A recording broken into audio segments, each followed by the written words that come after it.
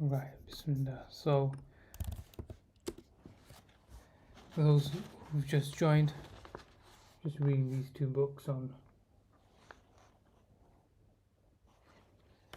Khulafa and Muslim governance.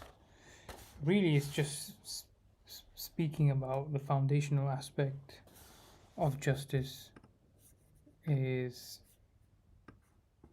sorry, the foundation aspect of having a prosperous society is justice.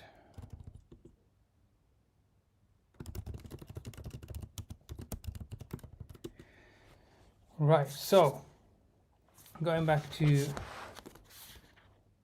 history of the four caliphs, what's interesting,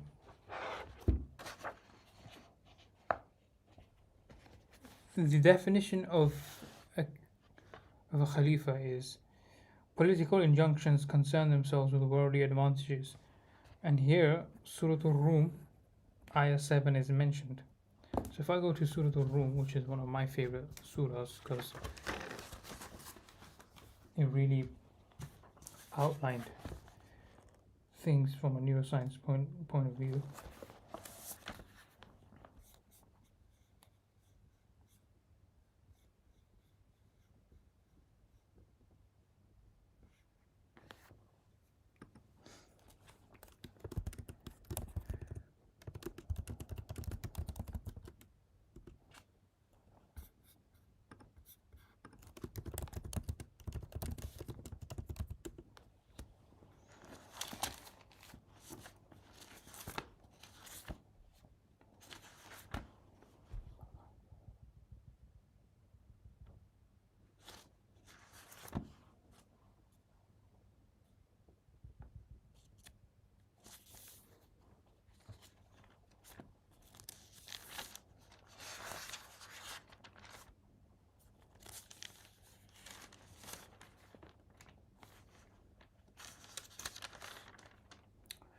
Right, so ayah number 7.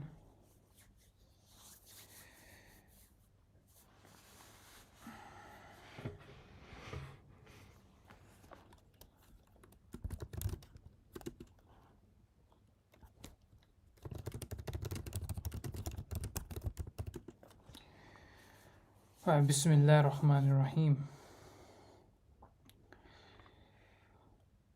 يعلمون ظاهرا من الحياة الدنيا وهم عن الآخرة هم غافلون Sadaqallahu Azim. So this approximates in English as they know but the outer things in the life of this world, but of the end of things they are heedless. Men are misled by the outward show of things through the inner reality, though the inner reality may be quite different. Many seeming disasters are really godsends if we only understood. Akhirah.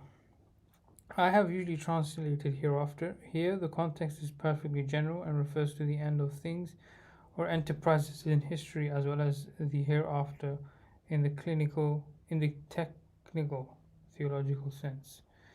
Right, so that's interesting.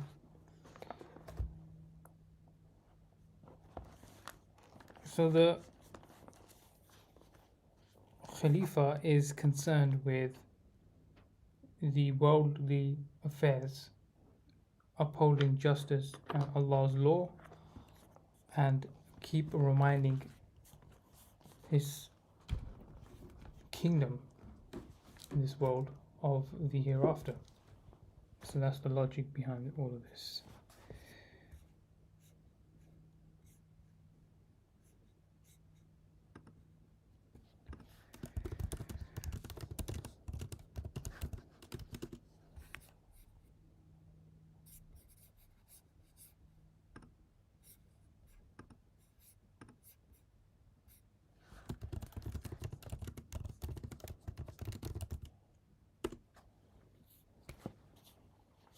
Right, so let's move forward.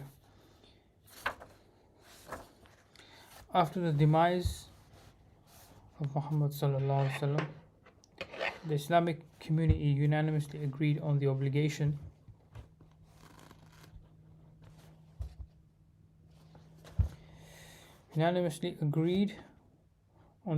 of appointing this caliph. The Muslims who came after them concurred with them in this regard. None deviated from this unanimous decision ijma except for a few Kharijites and Assam from the Mu'tazilites. These groups held that the caliphate in itself was unnecessary if the Muslim community was sufficiently sound to follow the upright religion and put the Quran and Sunnah into practice. Their real stimulus, however, was their flight from authority because of the tendency of its people to become presumptuous, overbearing, and indulgent in worldly pleasures.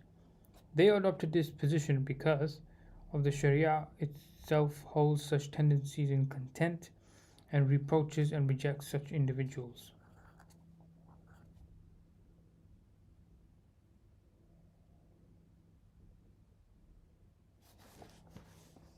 Alright, so there's a few notes here.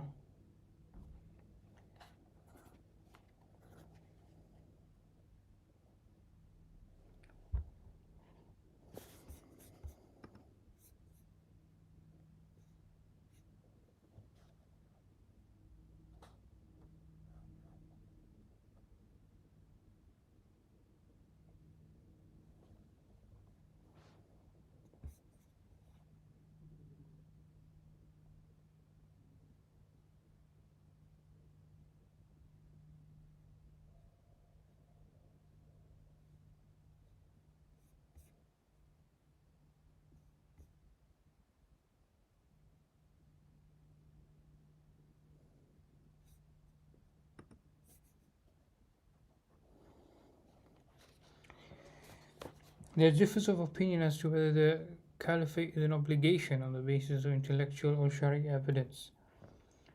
Al-Ahkam as-Sultaniyya.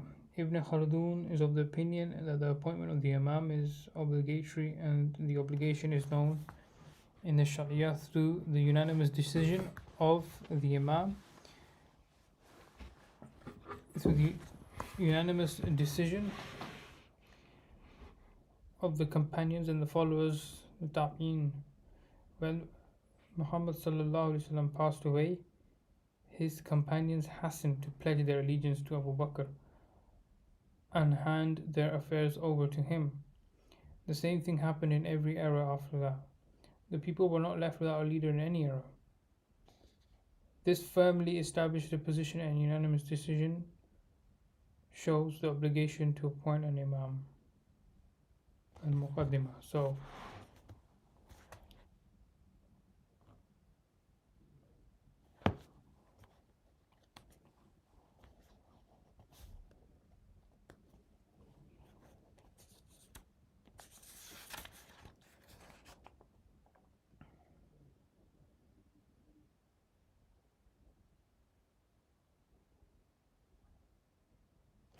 okay, we'll read what Ibn Khaldun has to say in a bit.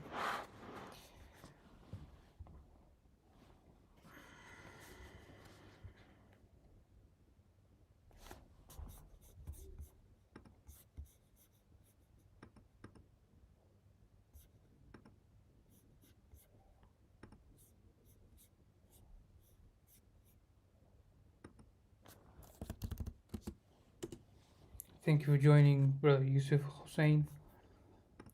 I appreciate the comment. Yes, History of the Four Caliphs is what I am reading right now. Okay, perfect.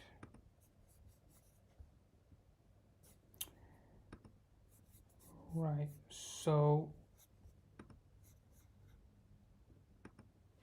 okay.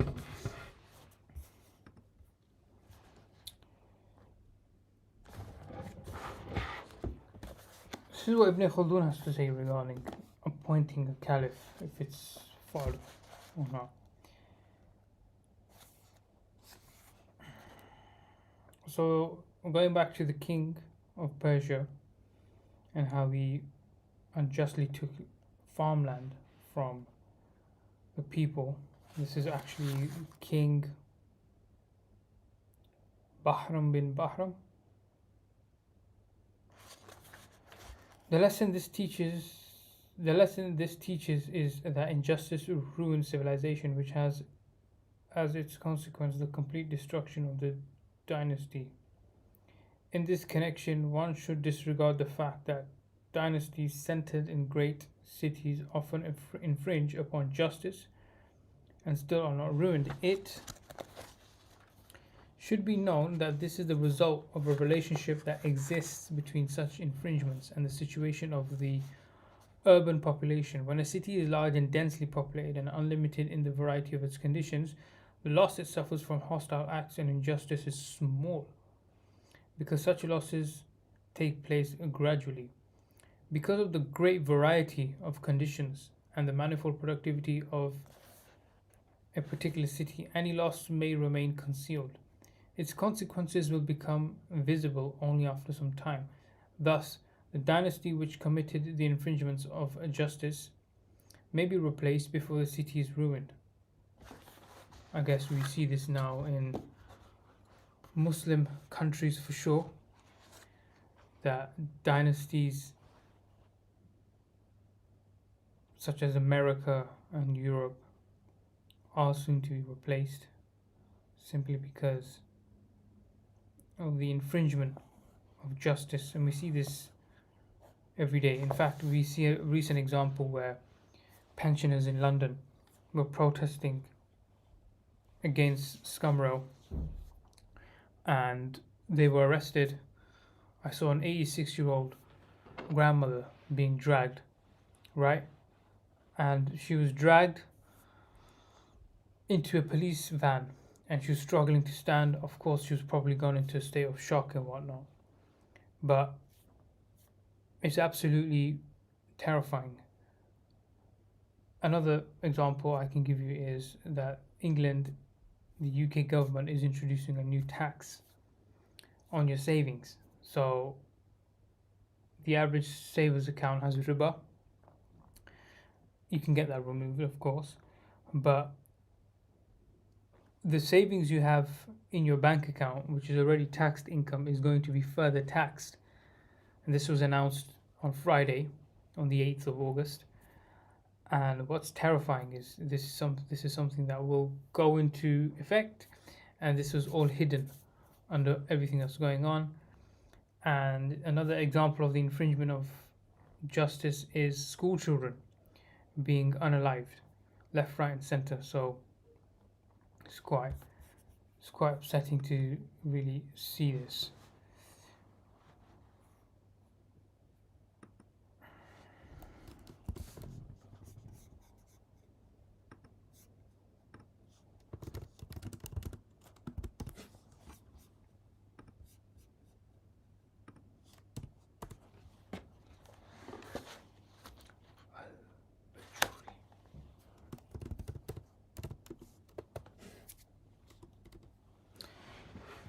So it's quite terrifying to say the least. Another dynasty might make its appearance and restore the city with the help of its wealth. Thus, the previous loss, which had remained concealed, is made up and is scarcely noticed. This, however, happens rarely. The proven fact is that civilization inevitably suffers losses through injustice and hostile acts, as we have mentioned, and it is a dynasty that suffers consequently. Yeah, that's true. The people do suffer, of course, but eventually what does happen is the people suffer injustice, but the justice is being put upon them from the dynasty, from the government, from the ruler and his rulership, and eventually you have a coup, you have a revolution,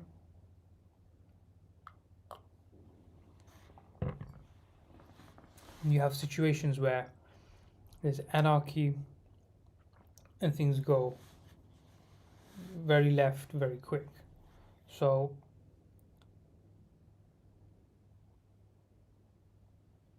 it's quite surprising how Ibn Khaldun, I think he's from the 13th century,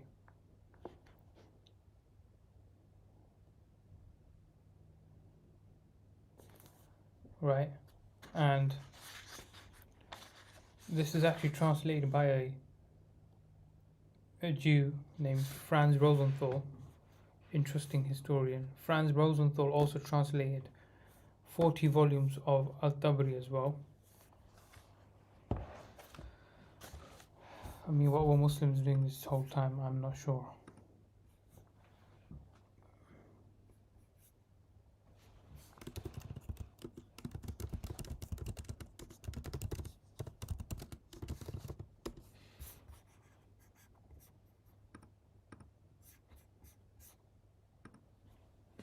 Right, so thank you everyone who has joined on TikTok, who have joined on YouTube as well. Trying to grow this channel as time goes on, inshallah. So, injustice should not be misunderstood to imply only the confiscation of money or other property from the owners without compensation and without cause. It is commonly understood in that way, but it is something more general than that. Whoever takes someone's property or uses him for forced labor, oppresses an unjustified claim against him, or imposes upon him a duty not required by the religious law, does an injustice to that particular person. Sounds familiar. Those who infringe upon property commit an injustice. Those who take away property commit an injustice. Those who deny people their rights commit an injustice. Those who in general take property by force commit an injustice. This is the dynasty that suffers from all these acts, inasmuch as civilization, which is the substance of the dynasty, is ruined when people have lost all incentive. I think we can clearly see this happening right now in numerous parts of the world, notably Scumrow and the other European Anglo powers that exist. So, property is not just your physical land or house or a car, for example. It's also your hard-earned money. It's also your, even I will go as far as saying your mental health, right? And with all the narratives being fed into us, all these cheap, this cheap dopamine loops we constantly get, right? It's certainly a contributor to all the suffering that we see, no doubt, right? Because on social media we see something, and then on the mainstream, so-called mainstream media, see something else, and there seems to be a conflict of narrative. And then the question is, where do I go, left or right?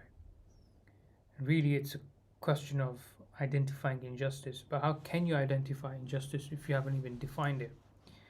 So injustice, according to Ibn Khaldun, is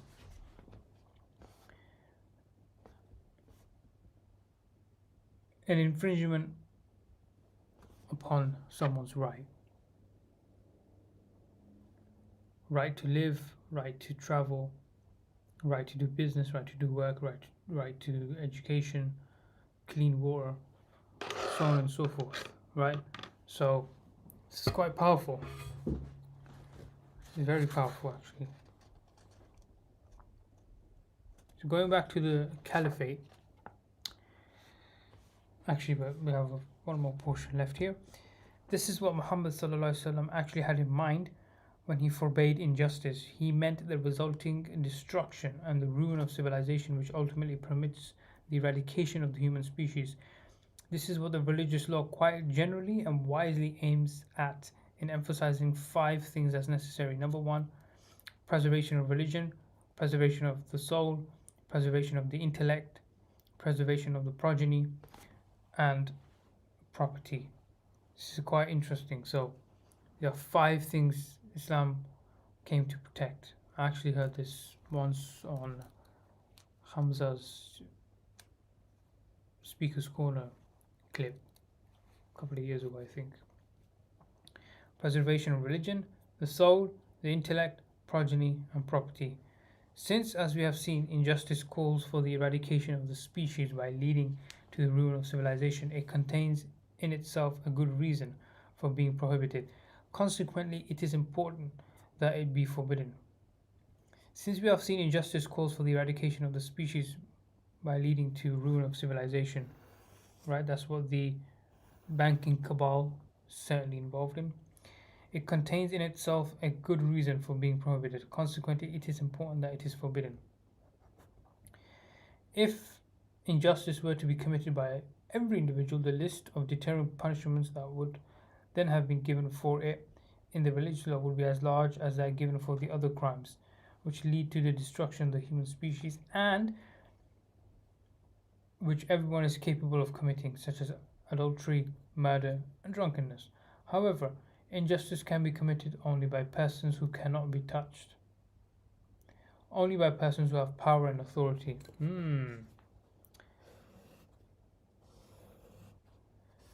Therefore, injustice has been very much censured. Sorry. Therefore, injustice has been very much censured, and repeated threats against it have been expressed in the hope that perhaps the persons who are able to commit injustice will find a restraining influence in themselves. Therefore, injustice has been very much censured, and repeated threats against it have been expressed in the hope that perhaps the persons who are able to commit injustice will find a restraining influence. Yeah, I mean, it's constantly highlighting the injustice that's happening, right? So it's very important.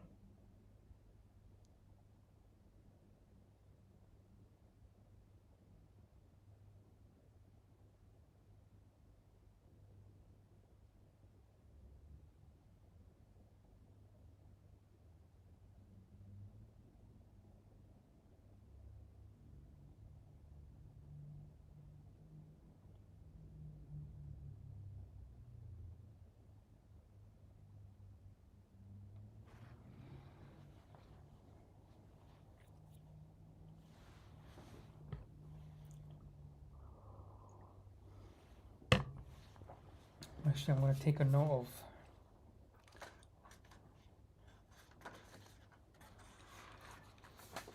of what I read there.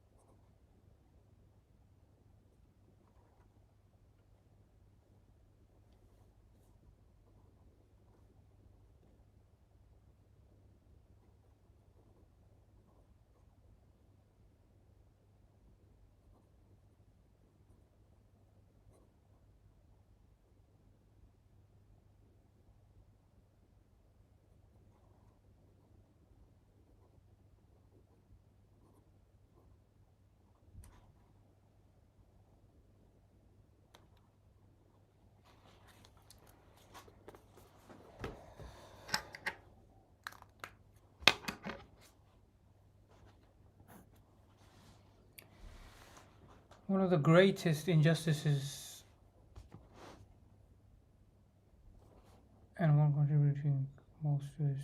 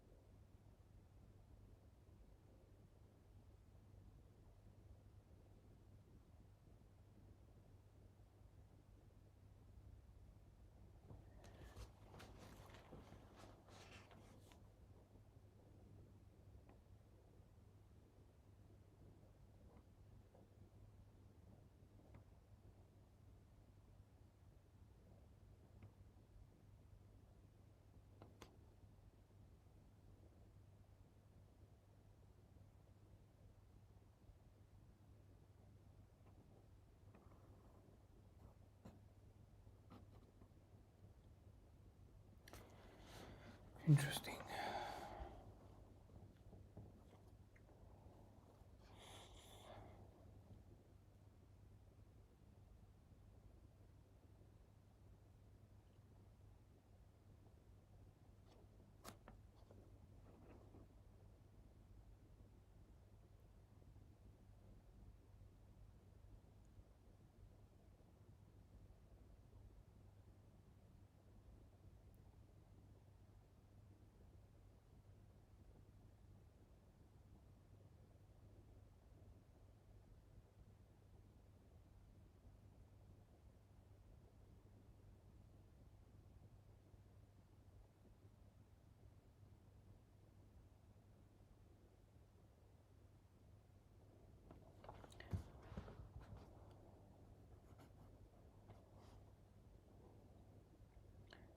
Injustice.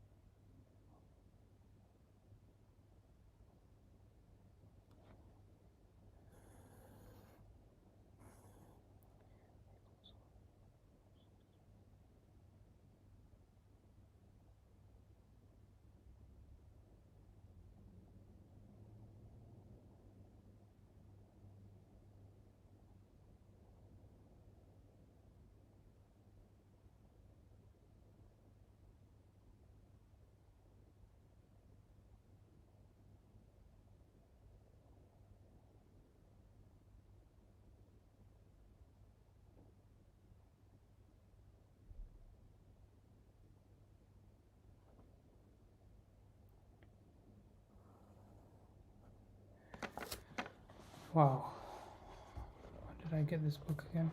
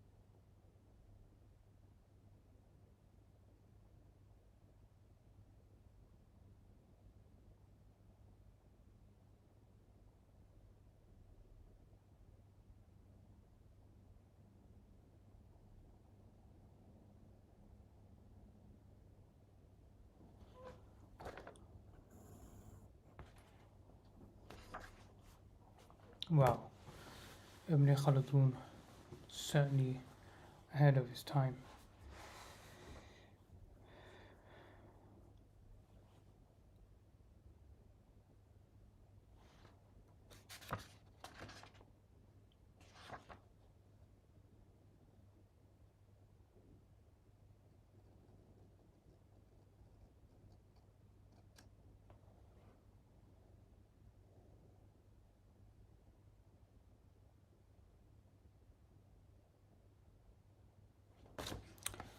Okay.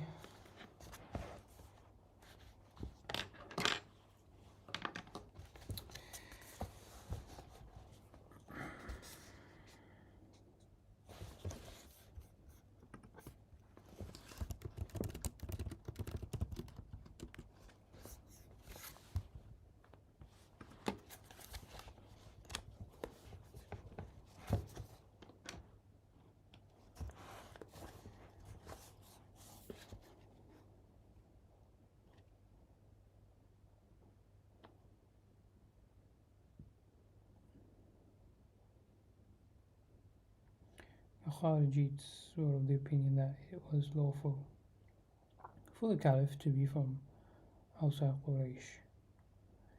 They opposed Ali after the Battle of Siffin and rejected the arbitration. There are many subgroups among them, and most well known being the Ibadiyya, the Sufriya, and Azariqa, Shahrastani, Al Milal, and Nihal. Okay.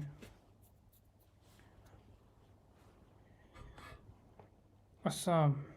He is Abdul Rahman ibn Khasan Abu Bakr al-Hassam, a Mu'tazilite jurist. He wrote several articles on usul as well as a unique tafsir on the Quran and was a highly eloquent person. However, he considered Ali to have erred in some of his actions and believed that Muawiyah was correct. He passed away in or around 225. Mu'tazilites were a group of scholastic theologians who rejected predestination and differ from the Ahl Sunnah in some beliefs. The leader was Wasil ibn Ata, who, together with his followers, disassociated himself from the circle of Hassan al Basri. Okay, interesting.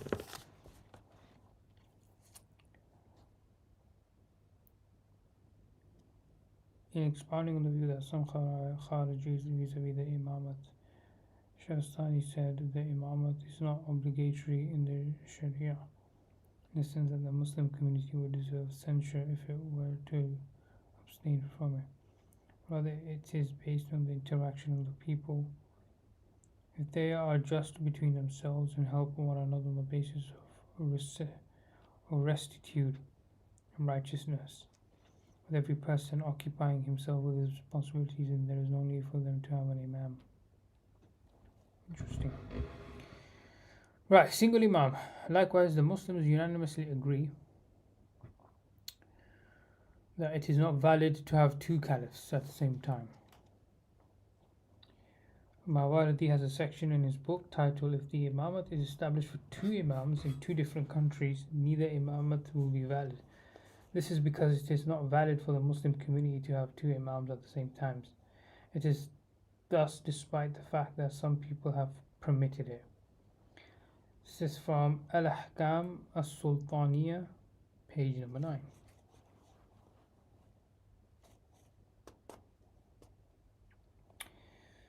Okay, interesting.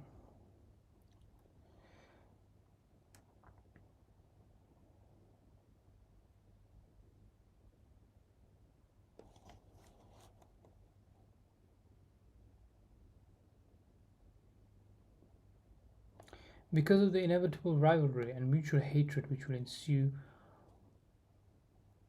both resulting in fairly and damaging consequences, the events that have befallen the Muslims since under several leaders fragmenting under several leaders are sufficient proof to disallow this. The enemies of the Muslims have been able to feign friendship with one leader to use him against other.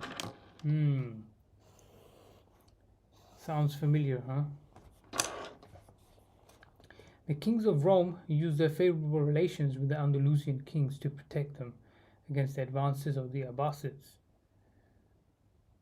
In our times, the situation has deteriorated to such an extent that we attempt to befriend those who desire our fall and collapse.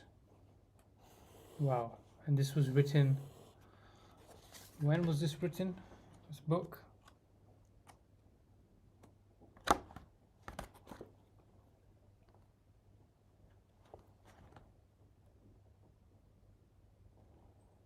(1872). So this was in the 18th century, 18th, 19th century. He's writing this. And we see this today. Muslim rulers would not sink to this low. They had been apprised of what was good for them, did away with arrogance, and held onto Islam firmly. Truly in this there's a lesson for those who see.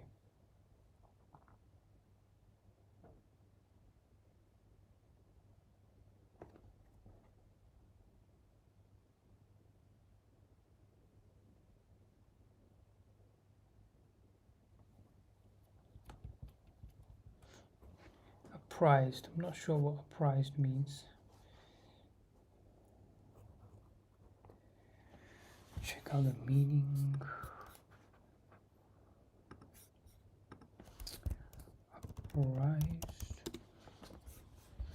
Apprised. Past tense. Apprised. Inform or tell someone.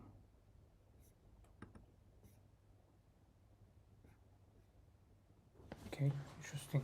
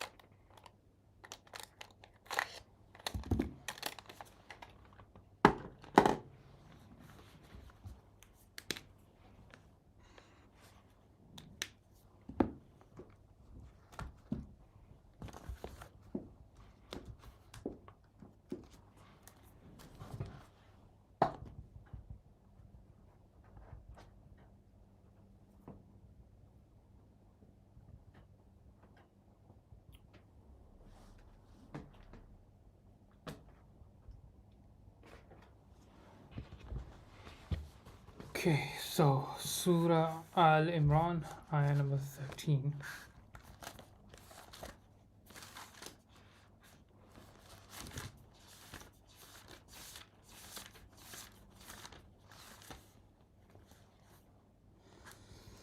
أعوذ بالله من الشيطان الرجيم بسم الله الرحمن الرحيم. Sorry, ayah number 3.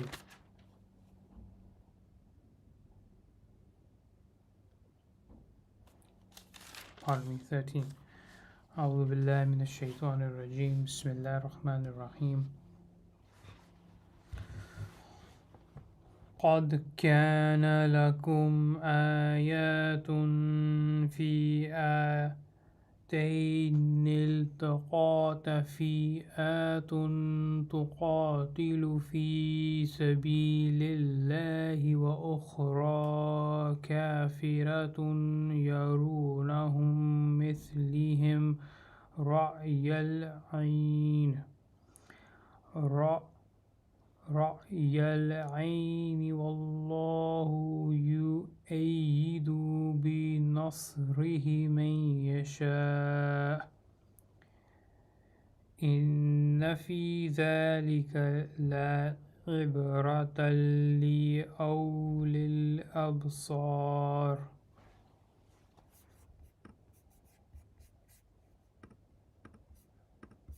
صدق الله العظيم.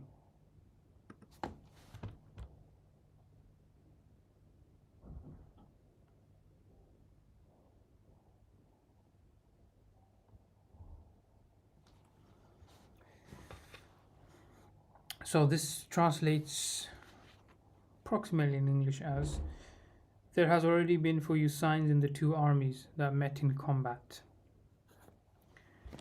One was fighting in the cause of Allah, the other resisting Allah. These saw with their own eyes twice the number. But Allah does support with His aid whom He pleases. And this is a warning for such as have eyes to see. So this is speaking about the Battle of Badr. There were two Badrs, mind you.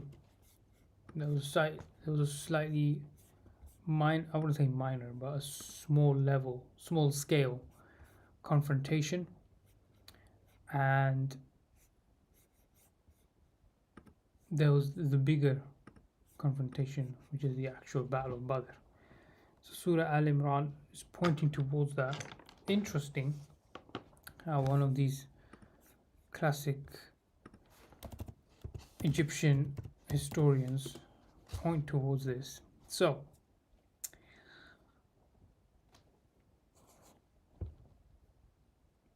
met in combat. This refers to the Battle of Badr in Ramadan in the second year of the Hijrah. The little exiled community of Meccan Muslims with their friends in Medina had organized themselves into a God-fearing community, but were constantly in danger of being attacked by their pagan enemies of Mecca in alliance with some of the disaffected elements, Jews and hypocrites, in or near Medina itself. The design of the Meccans was to gather all the resources they could and with an overwhelming force to crush and annihilate Muhammad ﷺ and his party. To this end, Abu Sufyan was leading a richly laden caravan from Syria to Mecca. He called the army aid from Mecca. The battle was fought in the plain of Badr, about 50 miles southwest of Medina. The Muslim force consisted of only about 313 men, mostly ill-armed, but they were led by Muhammad ﷺ, and they were fighting for their faith. The Meccan army, well-armed, well-equipped, numbered over 1,000 and had among its leaders some of the most experienced warriors of Arabia, including Abu Jahl, the inveterate foe and persecutor of Islam. Against all odds, the Muslims won a brilliant victory, and many of the enemy leaders, including Abu Jahl, were killed.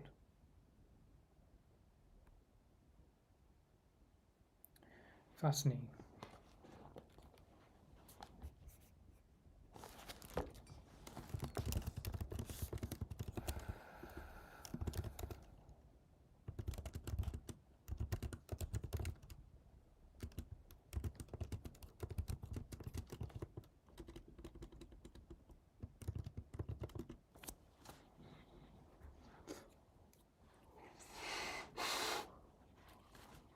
Right, 353.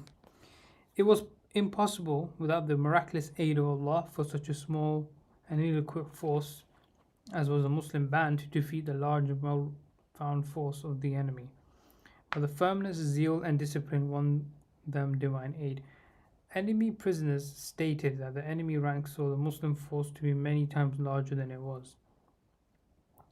The pleasure of this world are first enumerated: women for love, sons for strength and pride, hoarded riches which procure all luxuries, the best and the finest pedigree horses, cattle for measure of wealth in the ancient world, as well as means and symbols of good farming in the modern world, and broad acres of well-tilled land.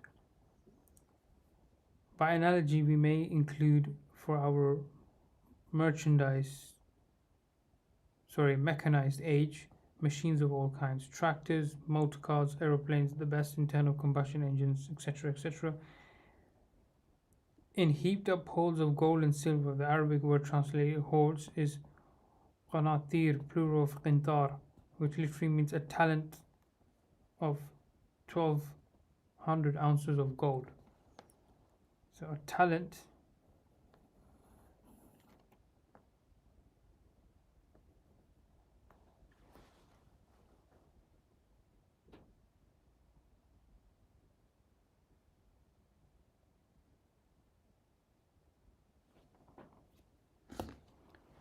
talent of injustice. Let me write this down actually.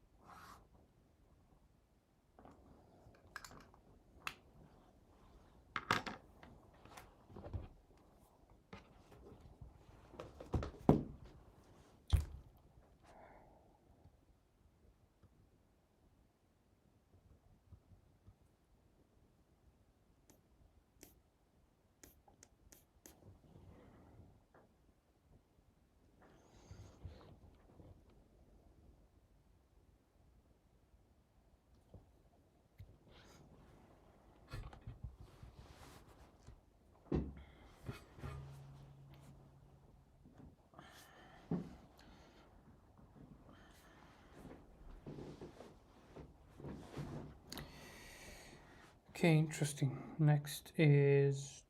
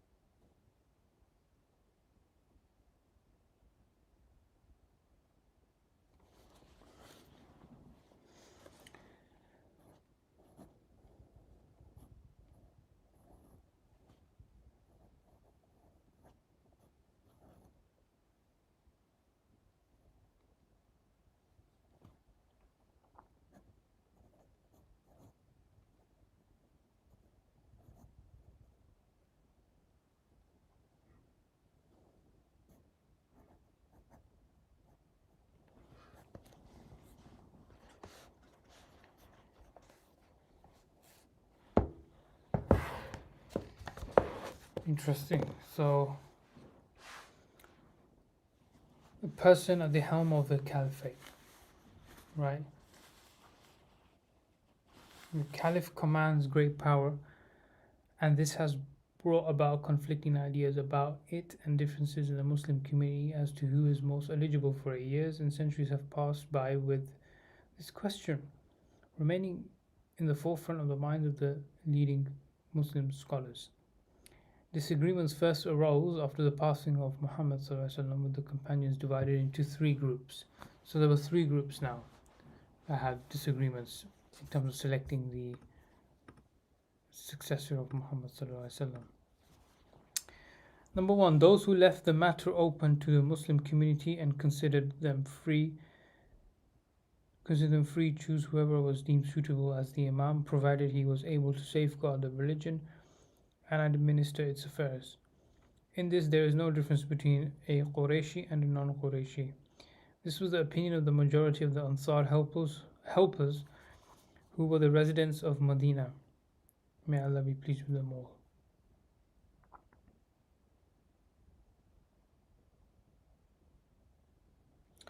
For this reason, they requested this office themselves and intended to give the pledge of allegiance to Sa'ad ibn Ubadah, leader of the Khazraj. This opinion was adopted later on by the Mu'tazilites, the majority of the Kharijites. The evidence of this opinion is the statement of Muhammad ﷺ, "Listen and obey, even if an Abyssinian slave with a head like a raisin is appointed over you."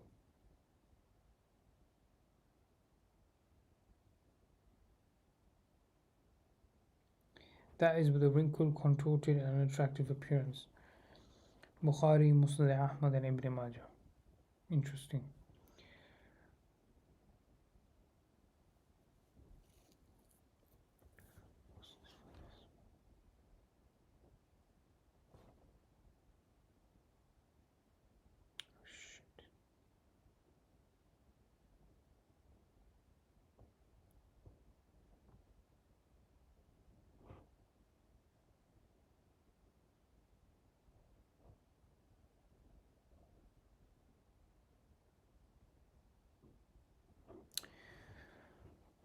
Right, it's quite fascinating.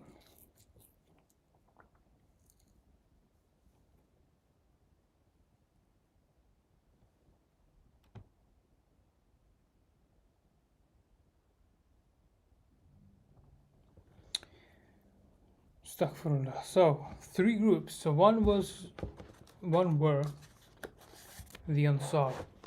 In fact, there's another hadith where Muhammad said that if the whole world was on one side and the Ansar on the other, I would be with the Ansar. That's a pretty remarkable statement from Muhammad sallallahu alaihi wasallam.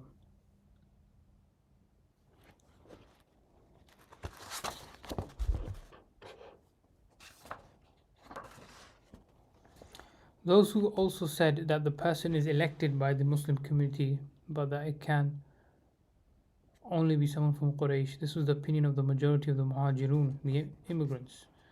May Allah please with them all. Their opinion was adopted by the majority of the Ahlul Sunnah. The evidence for this opinion is a statement of Muhammad ﷺ reported by Abu Bakr. The Imams are from Quraysh. Musnad Ahmad, again, volume 3, page 129183, and volume 4, page 421. Those who felt that the most eligible were those related to Muhammad ﷺ, the foremost of them, Ali ibn Abi Talib. Since he was among the first to embrace Islam and made exceptional contribution to the religion. Muhammad ﷺ said to him when he left him behind with his family on his departure to Tabuk, "Would it not please you to hold the position in which Harun held in place of Musa, except there is no prophethood after me?" Very famous hadith.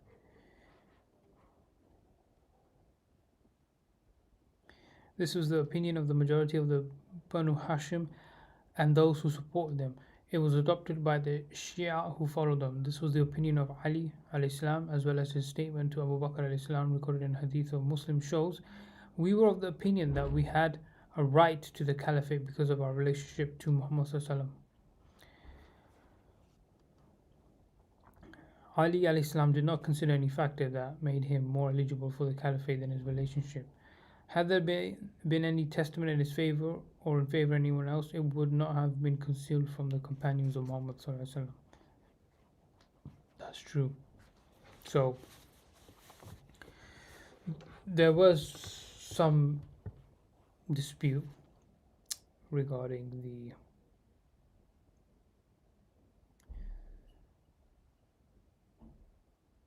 most suitable successor of Muhammad sallallahu alaihi wasallam.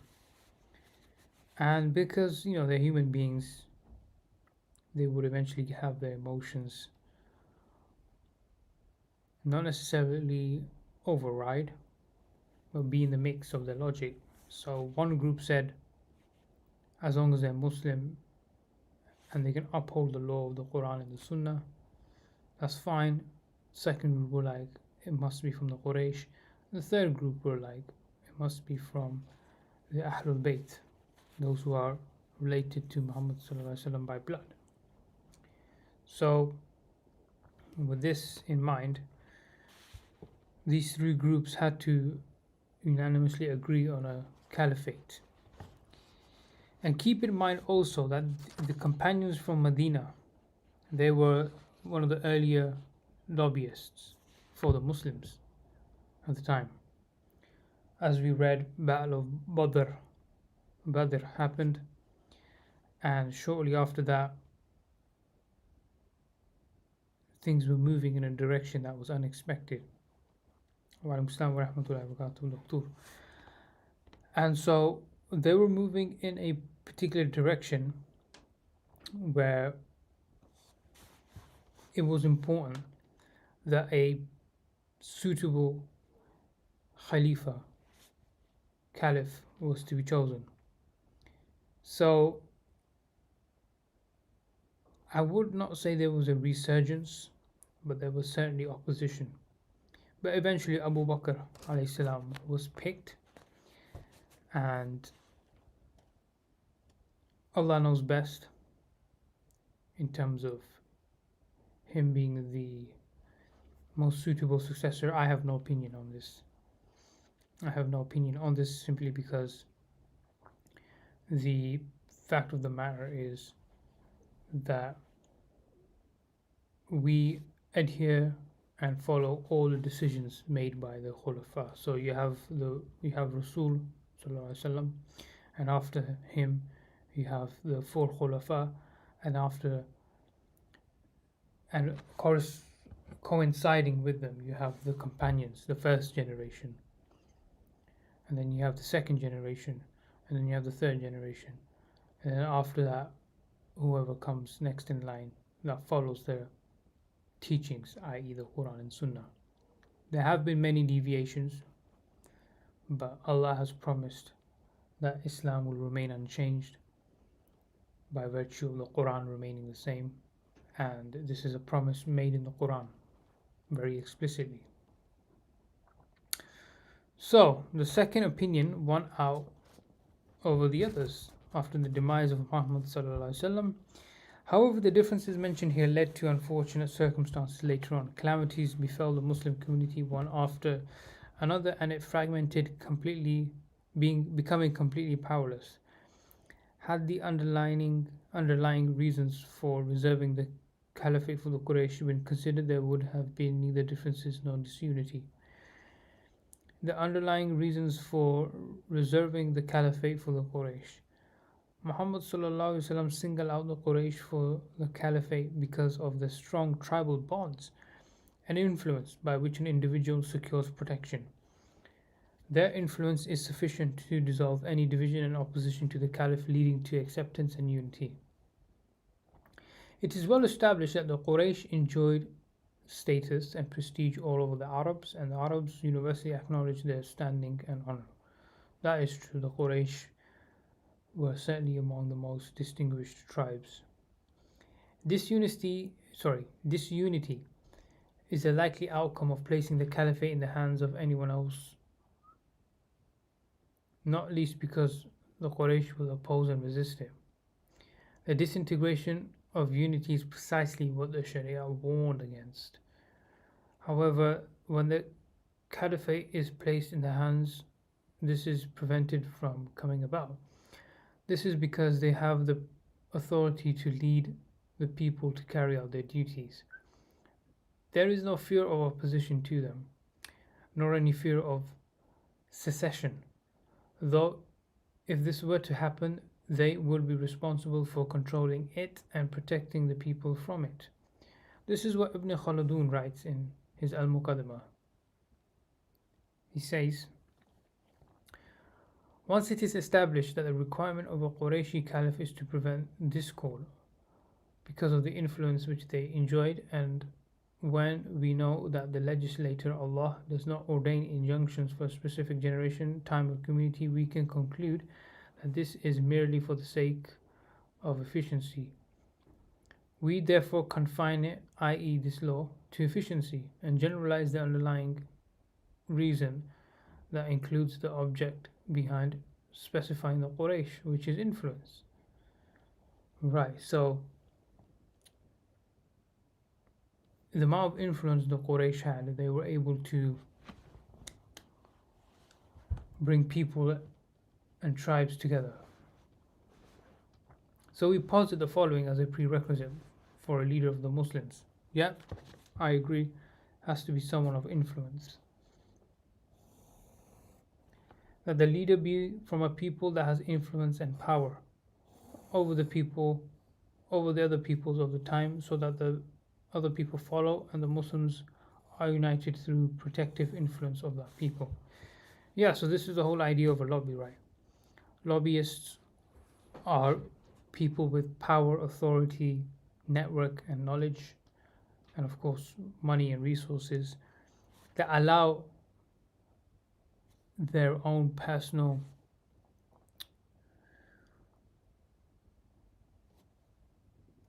interests to be put forth via a politician, and that politician has to be an influence, a one that can influence, and therefore make the law, or should I say, a legislation become a law, and therefore the ruler has no choice but to pass the law. For example, the Scumbrady lobby, which is very evident across the world. You have the farmer lobby, you have the weapons lobby, right? So all of these lobbies are put in place to influence decisions at a very high level, which then affect everyone else. How can it be, for example, if you're in Oklahoma, let's say in America, yeah, and your house is affected by a hurricane, and because Oklahoma, the city of Oklahoma, boycotts Scumbrady products and services, you will no longer get funds because of a law that's recently been passed, or I think it's about to pass, stating that any state cities that boycott Scumbrady products and services will not receive disaster relief fund. So that's injustice. That's what Ibn Khaldun was speaking about earlier. It's the infringement upon people's property, in this case, property lost due to natural disasters, and the compensation for that property is now entirely based upon the allegiance of products and services of a foreign country. It's, for example, the case where something was to happen in the UK, you will not get any disaster relief funds or anything else because you do not support, for example, Iran. How does this make any sense? Well, the lobbyists make it make sense and they force you to accept it. Of course, that's injustice, that's the cabal, the Talmudic demons, and how they go about things. Not just now, it's been happening for centuries. You can look up the Warburg brothers and their influence during World War One, and you can look up also a guy named James Jesus Angleton and his influence post World War Two and the creation of Scumrow. So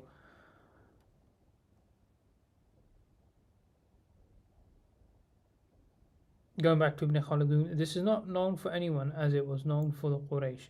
The message of Islam which was revealed to them was universal.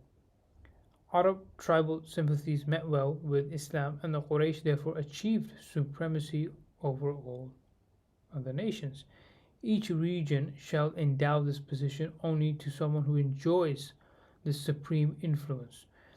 Realizing this secret of Allah in the Caliphate prevents one from trespassing it, since Allah made the Caliph his vicegerent, his representative, who sees to the affairs of his servants and urges them to do what is to their advantage and prevents them from doing what is to their detriment. That's the thing. As well, as Ibn Khaldun mentions, Islam essentially is preserving five things, and this is what Muhammad came to put forth: preservation of religion, the soul, progeny, property, and the intellect. So these five things. And all these five things have to be in line, which are advantageous to the person and the subject in question, i.e., the individuals being ruled, and outline that if you do not adhere to these particular laws and regulations, it will be detrimental for yourself. Whereas these days, it's very mixed and matched. Some things they'll give you that will be of your advantage. They'll have a nice hospital, for example, and they'll be like, oh wow, yeah, your taxes paid for this. But on the other hand, they'll pass 4 or 5 different laws that will completely wreck and destroy you in the long term. Such are the duties the Caliph is charged with, and only someone with the capability to carry them out is addressed with these duties.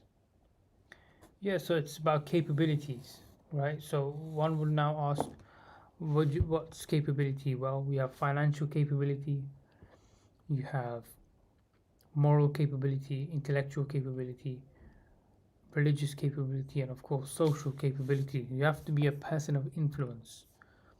Even if you don't have millions of followers on social media, you have influence in the right places.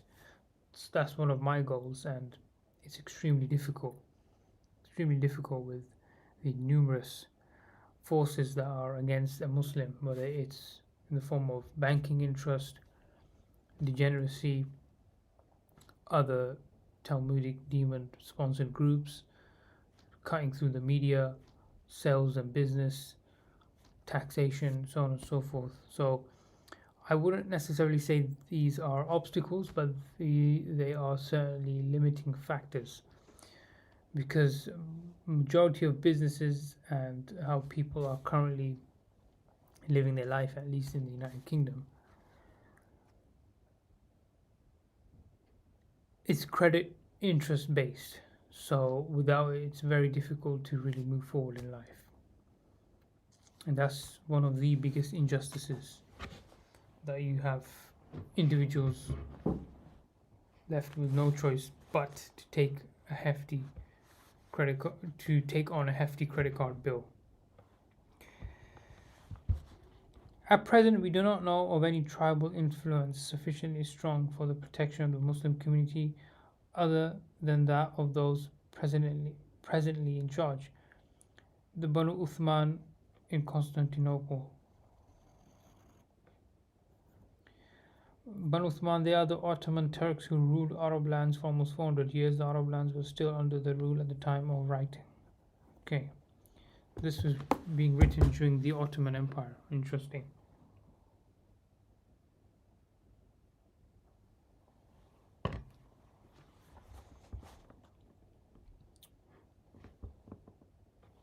May Allah inspire them to struggle for His upright religion and to follow the way of the rightly guided caliphs. Ameen.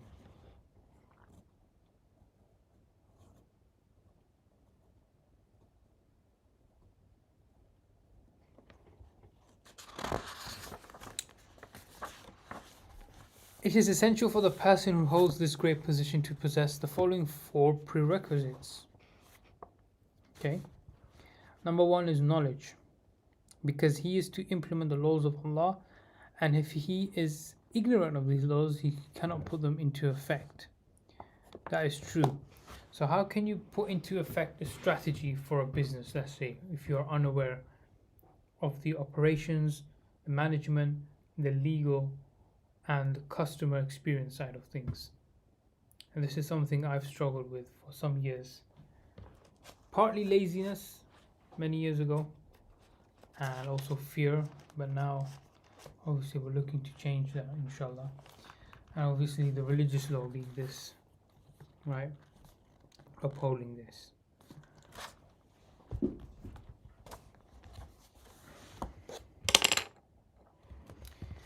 Justice. Since the Imamat is a religious office which involves dealing with all injunctions in which justice is a legal requirement, It is most appropriate that this be applied to the office of Imam as well.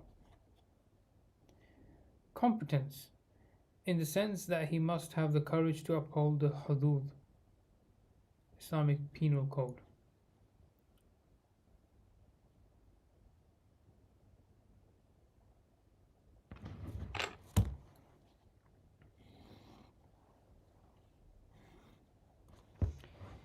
Competence, in the sense that he must have the courage to uphold the hudud and embark on wars, to have full knowledge of them and be responsible in leading the people into them. He has to have knowledge of the prevailing circumstances and the strength to overcome those who oppose his administration. He will be competent enough to undertake his responsibilities of protecting the religion, waging war against the enemy, upholding the rule of law, and seeing to matters of public benefit. So competence, unfortunately, is very rare in the Muslim community nowadays.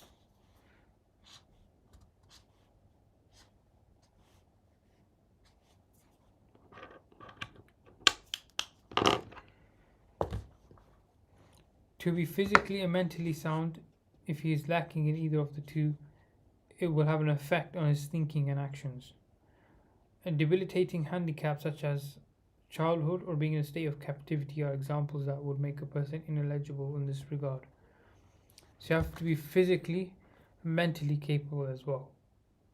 So it's probably nice you can bench 120 kilos, but are you mentally up there? Do you, for example, understand American history, American law, European history, European law, Muslim history, and Muslim law, Christian, Jew, so on and so forth? So upholding all of this, understanding this is extremely important. But I believe first and foremost, I need to ground myself in the Quran and the Seerah and the Ahadith, of course, and then move forward from there.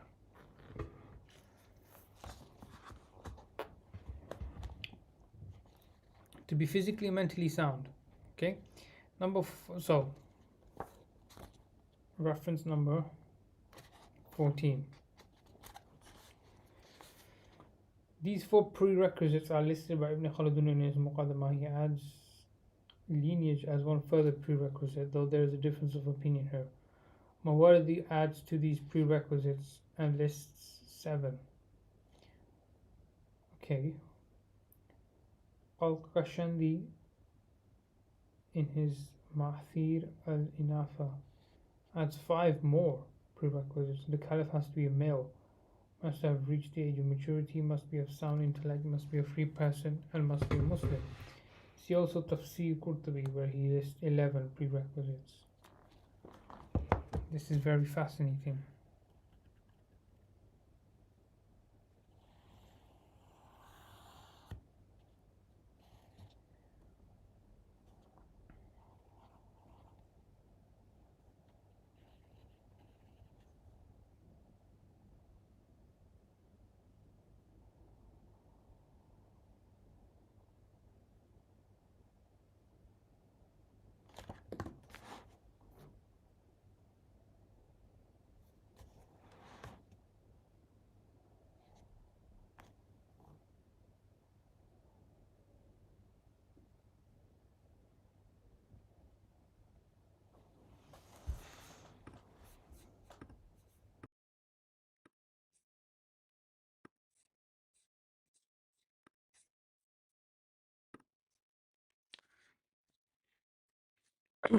Right, so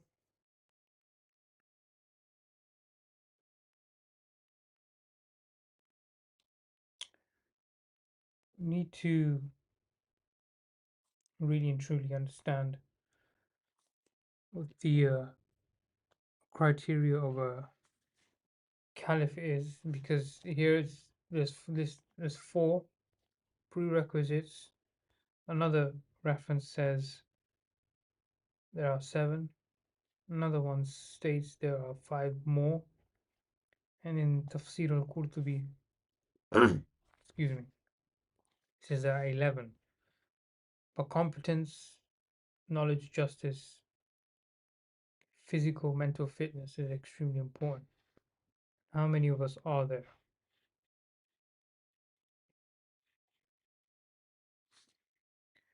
Let me do 20 push ups right now.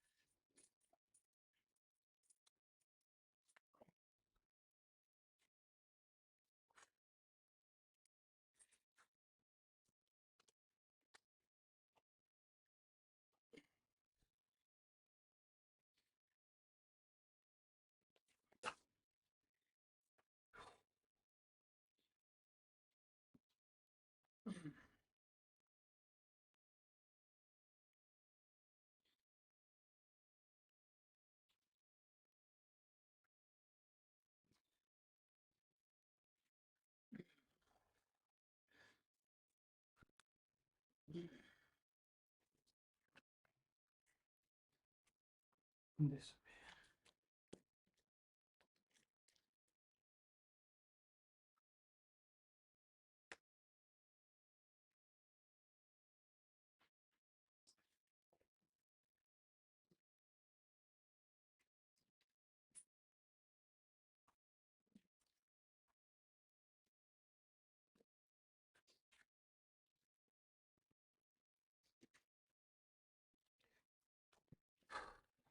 Okay. I did 40 push ups instead of 20. Okay. Whew. Bismillah.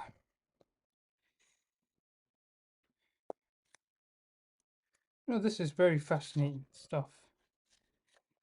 And at the ripe age of 30, realizing this makes me reminisce about days when I was in college and working as well. So now I know this has to be put in action.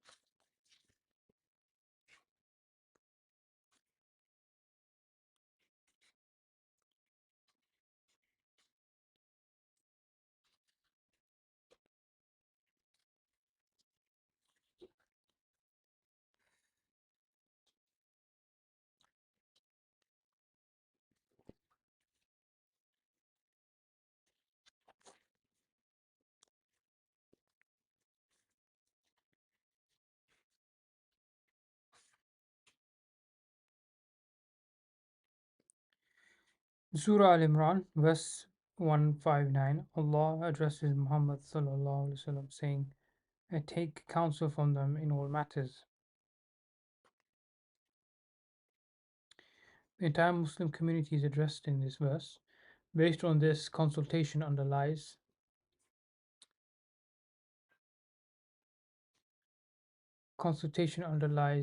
all great tasks undertaken by Muslims, and at the forefront is the appointment of the Caliph. Consequently, he cannot be appointed without the consultation of the Muslims and winning their approval. And it is the approval of the influential people which is sought in this regard. These were the senior companions of Muhammad ﷺ who were distinguished with lengthy companionship with the Messenger of Allah ﷺ, and had the insight to recognize eligibility for the leadership of the Muslim community.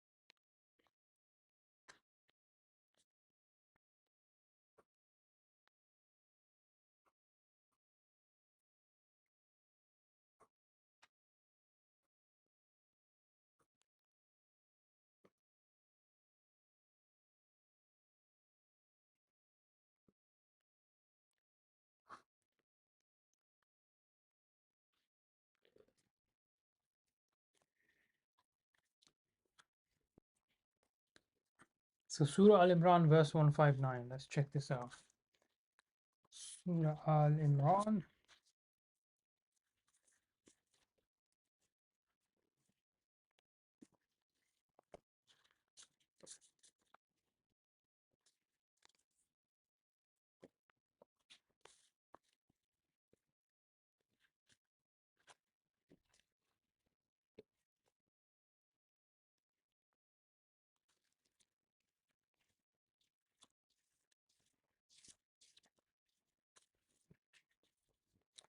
أعوذ بالله من الشيطان الرجيم. بسم الله الرحمن الرحيم. فبما رحمة من الله لنت لهم ولو كنت فظا غليظ القلب لانفضوا من حولك فاعف عنهم واستغفر لهم وشاورهم في الأمر فإذا عزمت فتوكل على الله إن الله يحب المتوكلين. So this approximates in English as,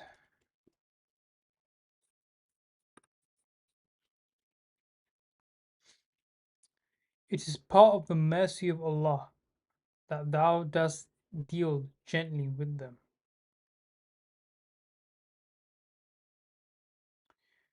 Wert thou severe or harsh-hearted, they would have broken away from about thee. So pass over their faults and ask for Allah's forgiveness for them, and consult them in affairs of moment.